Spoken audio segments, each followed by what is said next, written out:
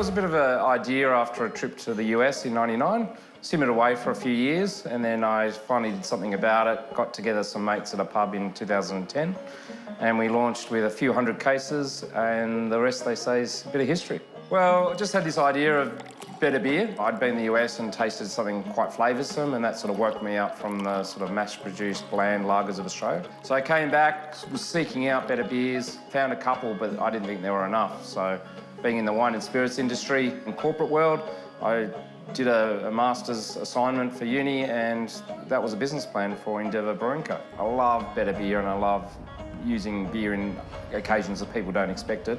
But yes, I'm a bit of an entrepreneur and love business, and so it tied up quite well. I needed a bit more IP and approached a couple of mates who had great skill sets, and the three of us then approached a heap of mates, and now it's 3 blokes and 35 mates. Our story from Endeavour is one about all-Australian beer in a much more social occasion.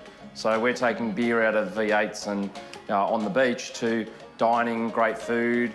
We go and approach farmers in Tasmania and Victoria, try and find the best of the harvest, and then put those best ingredients in our brews every year. So we're like a wine company. We actually change our recipes every year. Our tagline a couple of years ago was, "Where beer is born." And it's certainly not just born in the brewery. It starts way back with the farmers and all their hard work in getting the best ingredients you can. The big thing that keeps me focused is probably 2 things. It's one, my family. I love spending time with my young family, 4 kids under 10, and looking after them, hopefully one day being able to take them on a holiday.